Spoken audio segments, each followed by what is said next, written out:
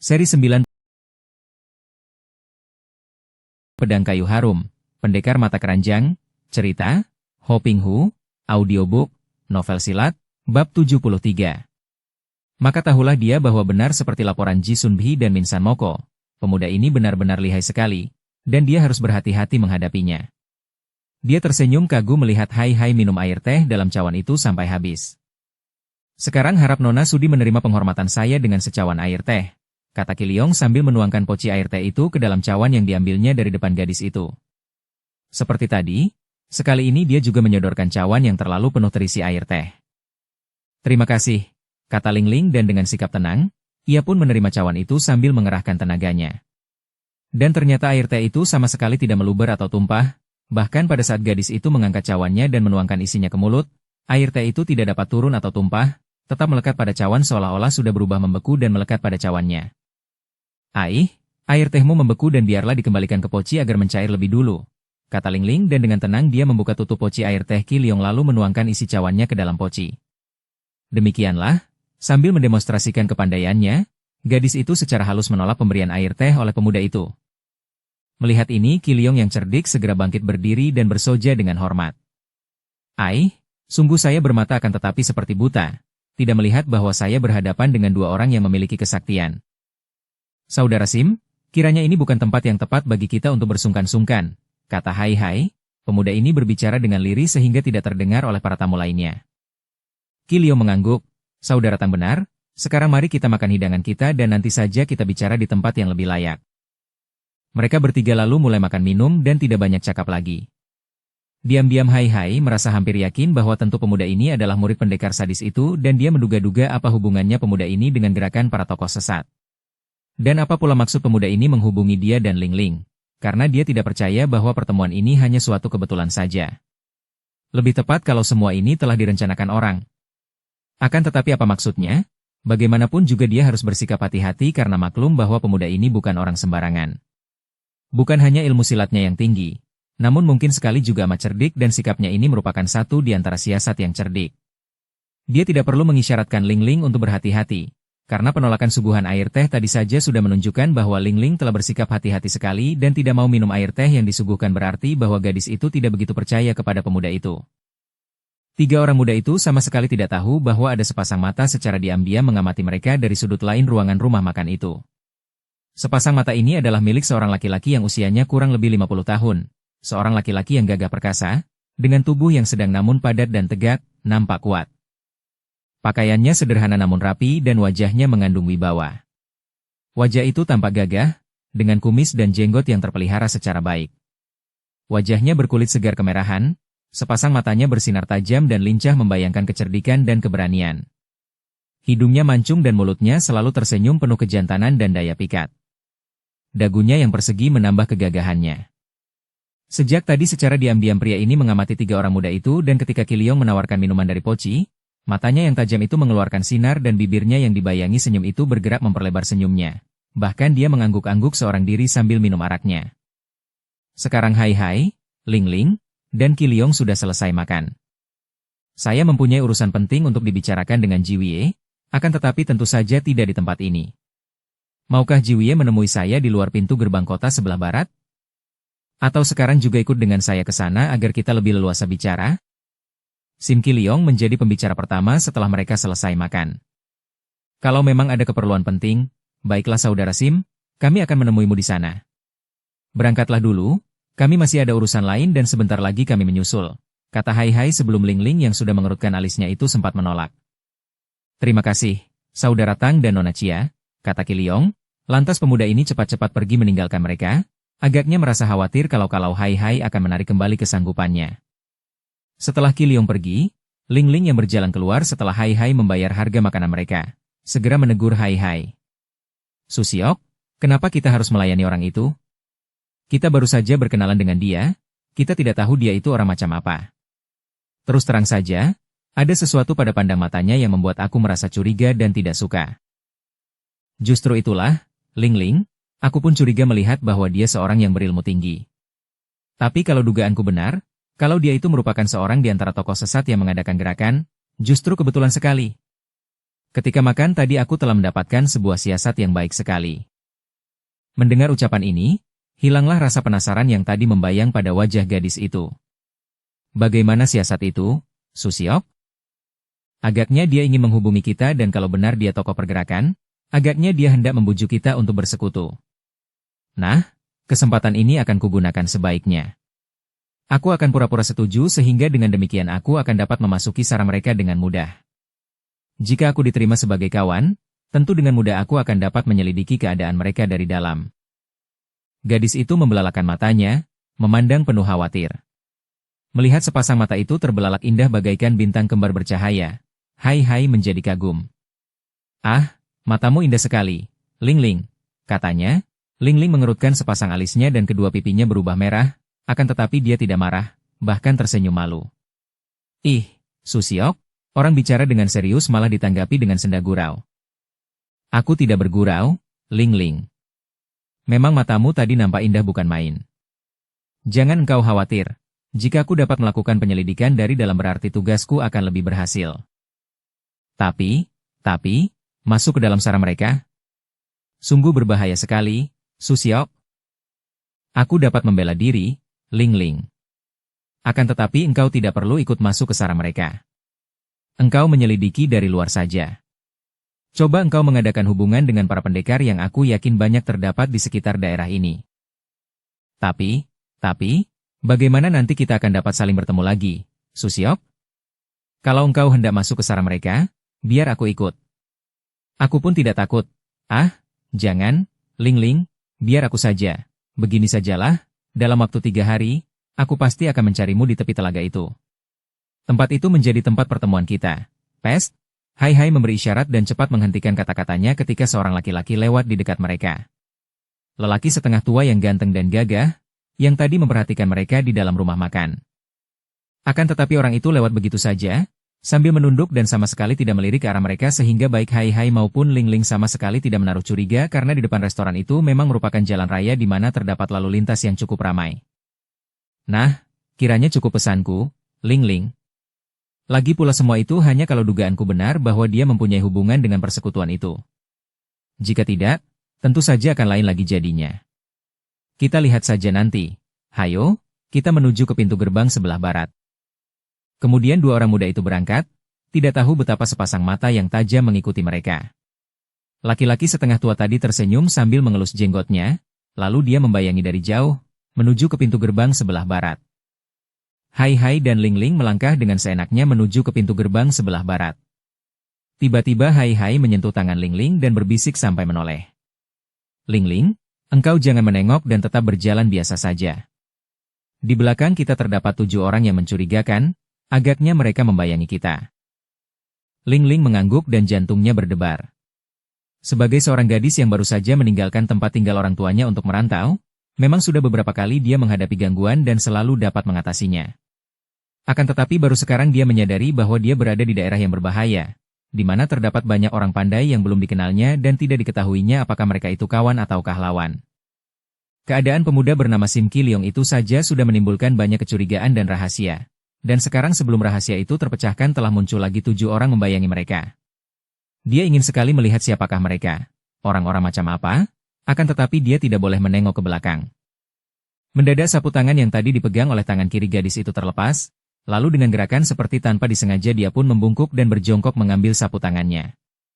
Kesempatan ini dipergunakannya untuk melirik ke belakang dan sekejap saja cukuplah baginya.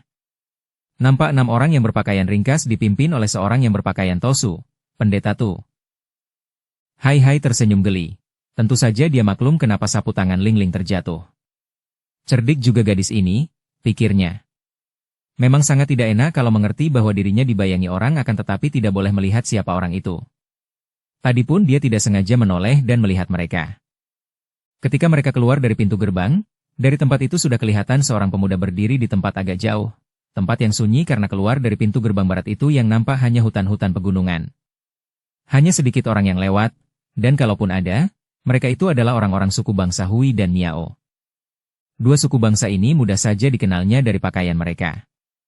Orang suku bangsa Hui selalu memakai sorban dari kain putih yang dibelit-belitkan di kepalanya, pikirnya.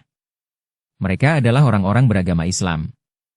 Orang-orang suku bangsa Hui ini terkenal sebagai peternak-peternak, terutama kambing, penjagal dan juga pandai masak sehingga banyak di antara mereka membuka rumah makan di kota-kota. Sebenarnya orang-orang Hui merupakan orang-orang Han juga. Perbedaannya di antara mereka adalah bahwa orang Hui beragama Islam sedangkan orang Han memiliki banyak macam agama, terutama sekali mereka menjadi penganut agama Buddha, Konghucu, dan Tao, biarpun ada pula sejumlah kecil orang Han yang menjadi pengikut agama Islam atau Kristen. Sedangkan suku bangsa Miao mudah dikenal dari pakaian mereka yang serba hitam dan orang-orangnya yang pendiam dan kasar. Kaum wanitanya memakai anting-anting yang khas, berbentuk gelang yang besar sehingga daun telinga mereka tertarik ke bawah dan memanjang. Suku bangsa Miao yang terdesak oleh orang-orang Han itu kini banyak hidup di daerah pegunungan bagian selatan, bercocok tanam dan juga berternak, dan mereka pun terkenal sebagai pemburu yang pandai. Dengan langkah seenaknya tanpa tergesa-gesa, Hai Hai dan Ling Ling terus melangkah keluar dari pintu gerbang menuju ke arah pemuda yang telah berdiri menanti mereka itu. Diam-diam Hai Hai mengerling ke arah belakang sambil menengok ke kiri seakan-akan bicara dengan Ling Ling dan dia melihat betapa 7 orang itu telah tiba di pintu gerbang pula. Kemudian mereka menyelinap ke kiri dan lenyap di dalam hutan kecil. Qi Liong segera menyambut mereka dengan senyum ramah. Terima kasih, ternyata Jiwie memenuhi janji dengan cepatnya. Marilah, Jiwie, kita memasuki hutan ini agar percakapan kita tidak terganggu, karena di jalan ini ada saja orang yang lewat. Tanpa menanti jawaban, Qi Liong melangkah memasuki hutan, diikuti oleh Hai Hai dan Ling Ling yang masih mengerutkan alisnya karena bagaimanapun juga gadis ini sama sekali tidak percaya akan itikat baik pemuda kenalan baru itu. Akhirnya Qi Liong berhenti di bawah sebatang pohon besar. Memang tempat itu tampak enak untuk bercakap-cakap. Tempatnya teduh, terlindung dari terik matahari siang, dan di atas tanah terhampar permadani hijau dari rumput tebal yang segar. Akar pohon yang menonjol keluar dari permukaan tanah menjadi bangku-bangku yang enak diduduki. Mereka bertiga duduk di atas akar pohon, saling berhadapan. Maafkan kalau saya bersikap seperti ini, karena Jiwie juga maklum bahwa untuk dapat membicarakan urusan penting, kita harus mencari tempat yang sunyi agar tidak terdengar orang lain. Saudara Sim, kini kami telah datang memenuhi undanganmu. Nah, katakanlah apa yang ingin kau bicarakan dengan kami, kata Hai Hai sambil memandang tajam penuh selidik ke arah wajah yang tampan dan penuh senyum manis dan kelembutan itu. Sim Qi Liong memandang Hai Hai dan Ling Ling. Dia kelihatan agak gelisah, tampaknya sukar baginya untuk menyatakan kehendak hatinya. Kemudian dia baru berkata dengan suara yang lembut. Begitu bertemu dengan Jiwie, hati saya sudah amat tertarik. Apalagi setelah mendapat keyakinan bahwa Jiwie memiliki ilmu kepandaian tinggi, saya merasa kagum bukan main. Sebab itu timbullah rasa sayang dan alangkah penasaran rasa hati ini melihat Jiwie tetap menjadi orang biasa saja. Padahal orang-orang yang mempunyai ilmu kepandaian seperti Jiwie ini sepatutnya menduduki pangkat yang tinggi dan kemuliaan. Kami tidak mengerti apa maksudmu, Saudara Sim, kata Hai Hai, berpura-pura karena hatinya berdebar tegang melihat betapa tepatnya apa yang diduganya semula. Maksudku, Jiwie pantas sekali untuk menjabat pangkat tinggi di kerajaan, sesuai dengan kepandaian Jiwie. Hai Hai dan Ling Ling bertukar pandang, kemudian Hai Hai tertawa. Hahaha, harap engkau tidak main-main, Saudara Sim. Mana mungkin orang seperti kami dapat menjabat pangkat tinggi? Kenapa tidak mungkin? Memang, pemerintah sekarang hanya memilih orang-orang yang menjadi antek mereka. Kedudukan tinggi diberikan kepada orang-orang yang tidak becus dan jahat. Karena itu saya mengajak Jiwie untuk bekerja sama dengan kami yang sedang mempersiapkan perjuangan. Tiba-tiba Sim Qi Liong berhenti bicara dan menoleh ke kiri. Hai Hai dan Ling Ling juga sudah mendengar suara jejak kaki dari arah kiri. Tiba-tiba saja, dengan berloncatan muncullah 7 orang laki-laki setengah tua, dipimpin oleh seorang di antara mereka, yaitu seorang Tosu yang berjubah kuning dan memegang sebatang tongkat yang setinggi tubuhnya. Tosu ini berusia 50 tahunan, wajahnya angker dan berwibawa, sedangkan 6 orang lainnya adalah orang-orang berusia antara 40 tahun dan di punggung mereka terdapat sebatang pedang bersarung. Sikap mereka juga keren dan berwibawa. Tiba-tiba Tosu itu menudingkan tongkat panjangnya ke arah Hai Hai sambil membentak. Ang Hongchu, menyerahlah engkau sebelum Pinto terpaksa menggunakan kekerasan. Hai Hai sangat terkejut mendengar seruan itu. Juga Sim Qi Liong memandang dengan heran dan jelas terlihat betapa dia terkejut dan kini memandang kepada Hai Hai dengan mata penuh selidik. Tak diduganya bahwa pemuda lihai ini ternyata adalah Ang Hongchu. Tentu saja Qi Liong sudah mendengar nama Ang Hongchu ini. Nama seorang Jai Huacat, penjahat pemetik bunga, pemerkosa wanita, yang amat tersohor akan tetapi yang belum pernah diketahui bagaimana wajahnya itu. Gerak-gerik Jai Huacat itu penuh rahasia sehingga kabarnya selama ini banyak pendekar yang gagal pada saat berusaha menangkapnya. Kabarnya lihai seperti setan dan kiranya pemuda ini orangnya. Juga Ling Ling memandang kepada Hai Hai dengan alis berkerut. Susioknya ini adalah Ang Hongchu? Dia pun sudah mendengar berita tentang penjahat pemerkosa wanita yang amat keji itu, akan tetapi sumbu sukar dapat dipercaya bahwa Susioknya ini orangnya. Hai Hai sendiri bersikap tenang. Totiang, harap Totiang jangan sembarangan saja menuduh orang. Siapakah Totiang dan apa sebabnya Totiang begitu datang lalu menyebut aku Ang Hongchu dan minta agar aku menyerah? Apa artinya semua ini? Engkau masih mencoba untuk berpura-pura alim?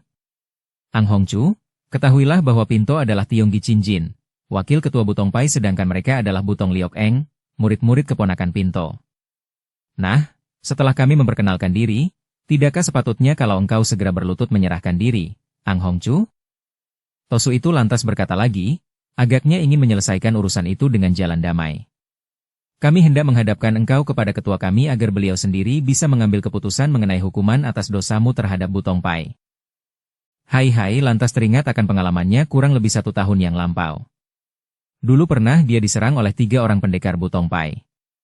Mereka menuduhnya sebagai Ang Hongchu dan tanpa memberi kesempatan kepadanya untuk membantahnya, mereka langsung menyerangnya kalang kabut sehingga terpaksa dia menggunakan ilmu sihirnya untuk menghilang dari penglihatan mereka. Maka tahulah dia sekarang bahwa wakil ketua Butong Pai ini sudah keluar sendiri untuk menangkap dirinya. Wah, kalau begitu keadaannya sangat gawat. Akan tetapi karena dia masih tetap penasaran, dia pun segera bertanya. Maaf, Totiang. Sesungguhnya aku merasa tidak pernah melakukan kesalahan terhadap Butong Pai.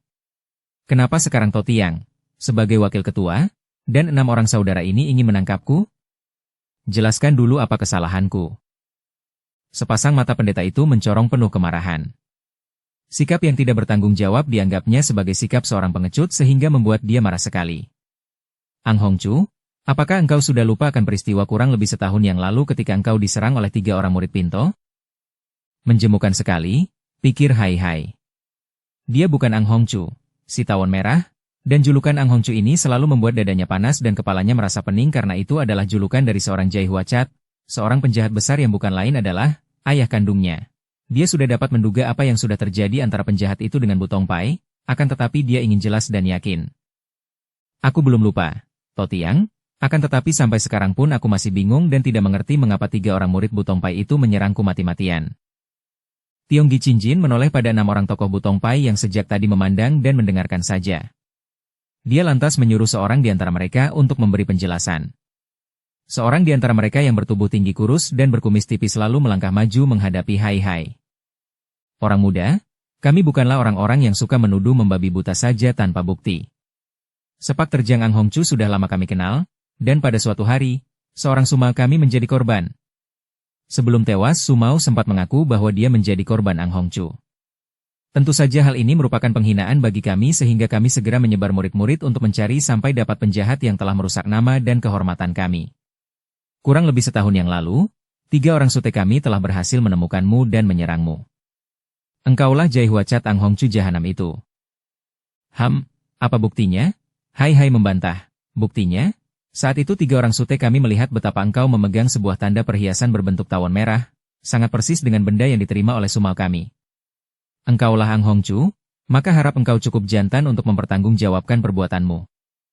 Tapi, aku bukan Ang Hongchu. Bantah Hai Hai, dan perhiasan tawon merah yang ada padamu itu, bentak Tionggi Qinjin penasaran. Aku hanya kebetulan menemukan barang itu. Kata Hai Hai agak gagap karena tentu saja dia tidak mau mengaku dari mana dia memperoleh perhiasan itu dan mengaku bahwa Ang Hongchu adalah ayah kandungnya. Susiok, benarkah engkau bukan Ang Hongchu? Ling Ling yang sejak tadi memandang sambil mendengarkan dengan alis berkerut dan wajah agak pucat, kini tiba-tiba bertanya. Mendengar ini, Hai Hai memandang gadis itu dan menggelengkan kepalanya. Bukan, Ling Ling, percayalah. Kini Ling Ling menghadapi Tionggi Qinjin dan berkata, Totiang, rasanya ada kekeliruan dalam hal ini. Kalau tidak salah, nama Ang Hongchu sudah tersohor sejak belasan tahun silam. Bagaimana mungkin Susyoku ini yang menjadi Ang Hongchu, padahal usia Susyok ini baru 20 lebih? 7 orang Butong Pai ini saling pandang, akan tetapi Tionggi Qinjin segera berkata, kalau dia ini bukan Ang Hongchu, tentulah keturunannya atau muridnya.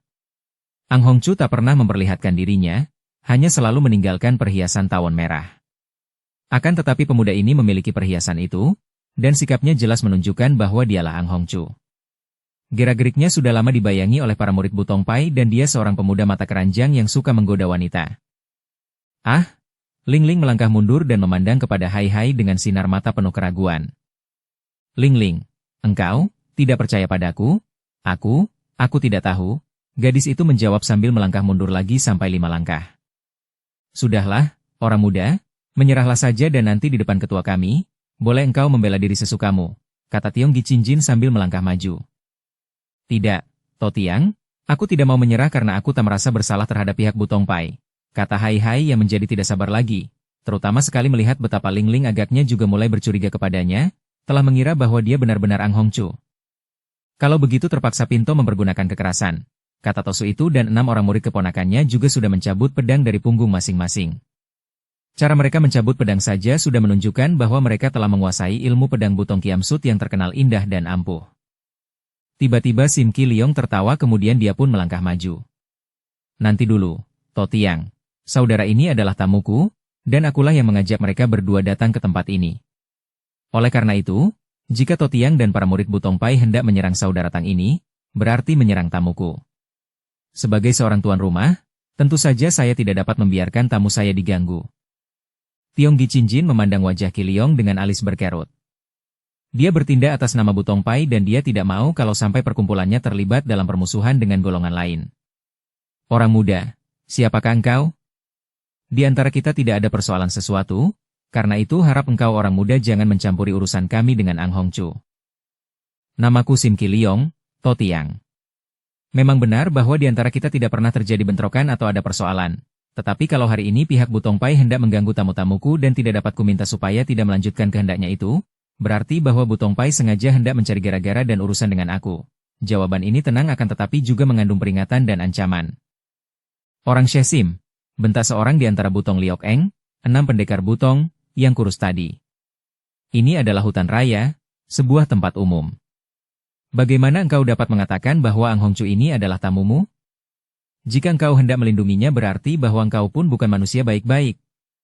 Yang melindungi penjahat, berarti dia penjahat pula. Harap Susyok jangan melayani bocah ini dan biarlah kami yang akan menghabisinya. Berkata demikian si kurus ini lantas memberi isyarat kepada 5 orang temannya dan mereka berenam langsung mengepung Ki Leong dengan pedang di tangan. Akan tetapi Ki Leong hanya tersenyum dan berdiri tenang. Sudah kukatakan bahwa aku tak ingin bermusuhan. Akan tetapi kalau kalian orang-orang Bu Tongpai mengganggu tamuku dan aku, apa boleh buat? Jangan dikira kalau aku takut terhadap kalian. Tangan kanannya bergerak dan nampak sinar berkelebat. Tahu-tahu di tangan kanannya sudah terdapat sebatang pedang putih karena pedang itu terbuat dari perak. Melihat ini, jantung Hai Hai berdebar tegang. Kini dia sudah yakin benar. Sim Ki Leong ini adalah sama dengan Chiang Ki Leong yang pernah didengarnya dari Kui Hong, yaitu murid pendekar sadis dari Pulau Teratai Merah, murid murtad yang pergi meninggalkan pulau itu tanpa pamit dengan membawa pusaka-pusaka pulau itu, termasuk sebatang pedang yang dia masih ingat saat Kui Hong bercerita, yaitu pedang yang namanya Ginhua Kiam, pedang bunga perak. Melihat pemuda itu mengeluarkan sebatang pedang, 6 orang pengepungnya segera menerjang dari berbagai penjuru. Tanpa sinar perak yang menyilaukan mata lalu disusul suara nyaring berdentingan ketika Ki Leong memutar pedangnya menangkis. 6 orang itu berloncatan ke belakang dengan hati kaget. Pertemuan antara pedang itu telah membuat mereka terkejut karena tangan mereka tergetar hebat, tanda bahwa orang muda itu sungguh lihai. Mereka kembali mengepung dengan hati-hati dan maklum bahwa mereka tidak boleh mengadu senjata secara langsung dengan lawan itu. Sementara itu Tiong Gicinjin telah melintangkan tongkatnya dan membentak kepada Hai Hai. Orang muda, engkau tidak mau menyerah dan memaksakan perkelahian. Baiklah, keluarkan senjatamu dan lawanlah tongkat Pinto. Hai Hai yang memperhatikan gerakan pedang perak di tangan Ki Leong, kini tersenyum sambil menggelengkan kepala kepada Tosu itu. To Tiang, aku tak pernah mempersiapkan senjata untuk berkelahi. Apabila To Tiang masih penasaran dan hendak memaksaku untuk menyerah, atau hendak menyerang dengan tongkat itu, silakan. Ucapan dan sikap tenang Hai Hai itu dianggap suatu tantangan oleh Tiong Gicinjin dan mukanya menjadi merah. Dia seorang wakil ketua Bu Tongpai, kini menghadapi seorang pemuda dengan tongkatnya yang terkenal di tangan, dan pemuda itu sama sekali tak mau melawannya dengan senjata, melainkan dengan tangan kosong saja. Maka dia pun cepat menancapkan tongkatnya ke atas tanah sambil mengerahkan tenaganya. Cap! Tongkat panjang itu masuk ke dalam tanah sampai sepertiganya, dan dia pun menghadapi Hai Hai dengan tangan kosong. Ang Hongchu, selain jahat engkau juga sombong bukan main. Nah, Pinto juga bertangan kosong. Bersiaplah untuk menerima serangan. Hai Yit, Tosu itu langsung menerjang setelah mengeluarkan teriakan itu. Hai Hai cepat mengelak dari sambaran tangan kakek itu.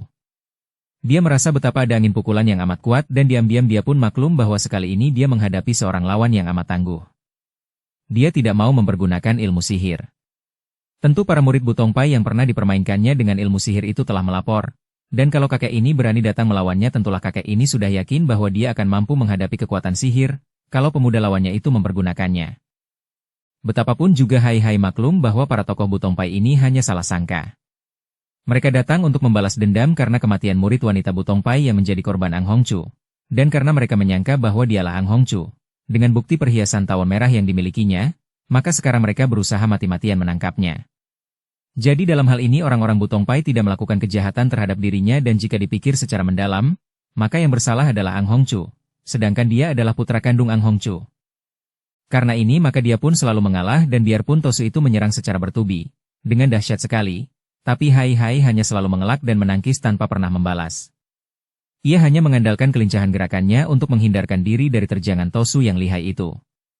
Akan tetapi, karena Tosu yang menjadi wakil perkumpulan Butongpai itu memang memiliki tingkat kepandaian yang sudah tinggi, Hai Hai nampak sibuk sekali dan terdesak. Keadaan Sim Kiliong masih lebih baik daripada Hai Hai yang terdesak terus. Pemuda yang memegang Ginhua Kiam itu mengerahkan ilmu kepandaiannya dan tidak mengalah seperti yang dilakukan Hai Hai. Pedangnya membentuk gulungan sinar putih yang amat dahsyat dan menyilaukan sehingga 6 orang pengeroyoknya bahkan kewalahan untuk menjaga diri dari sinar pedang yang menyambar-nyambar itu.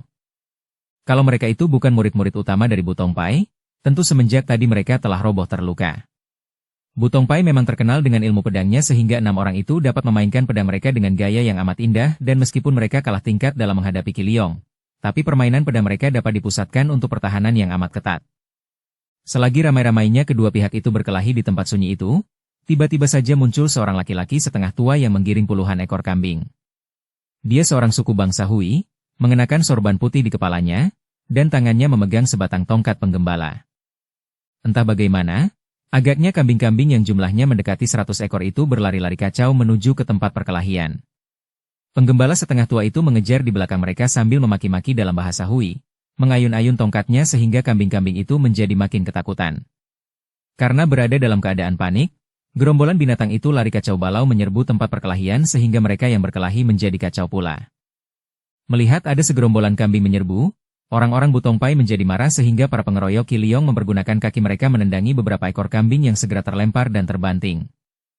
Makin riuh suara kambing-kambing itu mengembik dan suasana menjadi semakin kacau. Penggembala itu menjadi marah. Dengan mata melotot dia lalu menghampiri orang-orang Butongpai itu dan memaki-maki. Kalian orang-orang kurang ajar, kenapa menendangi kambing-kambingku? Sambil terus memaki-maki dalam bahasa Hui, penggembala itu kini mengobat-abitkan tongkat gembalanya, mengamuk dan menyerang kalang kabut kepada 6 orang Butongpai itu. Orang-orang Butongpai itu bukanlah orang-orang kejam. Tentu saja mereka tidak ingin memusuhi seorang penggembala bangsa Hui, maka melihat kemarahan penggembala itu yang menyerang mereka dengan tongkat panjang, mereka itu hanya menangkis dengan pedang mereka. Terdengar bunyi nyaring 6 kali dan 6 orang Butongpai itu terkejut bukan main. Tongkat si penggembala itu bergerak cepat dan walaupun sudah ditangkis, tetapi secara bertubi-tubi dapat menyambar ke arah mereka. Dan bukan itu saja, juga mereka berenam merasa betapa tangan mereka tergetar hebat, tanda bahwa tongkat itu digerakkan oleh tenaga yang dahsyat. Kakek penggembala berusia sekitar 50 tahun itu masih terus menyerang kalang kabut, nampaknya dengan gerakan kacau, namun ternyata ujung tongkatnya menyambar-nyambar dengan tepat ke arah 6 orang Butongpai. Melihat serangan ini, 6 Tosu itu segera berloncatan mundur. Kakek bangsa Hui itu kini memutar tongkatnya dan menyerang dengan hantaman ke arah kepala Tionggi Cinjin yang masih bertanding dengan seru, atau lebih tepat, mendesak hebat kepada Hai Hai. Dan wakil ketua Butongpai ini pun amat terkejut karena tongkat itu menyambar dengan amat kuatnya, didahului oleh angin pukulan yang ganas. Tionggi Cinjin cepat mengelak. Lantas menggerakkan lengannya menangkis sambil mengerahkan tenaga, dengan maksud mematahkan tongkat penggembala itu. Duk! Tongkat itu ternyata tidak patah, bahkan melalui tangannya yang tergetar Tionggi Cinjin dapat merasakan betapa kuatnya tenaga yang terkandung dalam tongkat itu. Maklumlah dia bahwa penggembala Hui ini pun seorang yang memiliki kepandaian tinggi. Bersambung ke bab 74. Dukung kami dengan subscribe, follow, like, komen dan share. Terima kasih.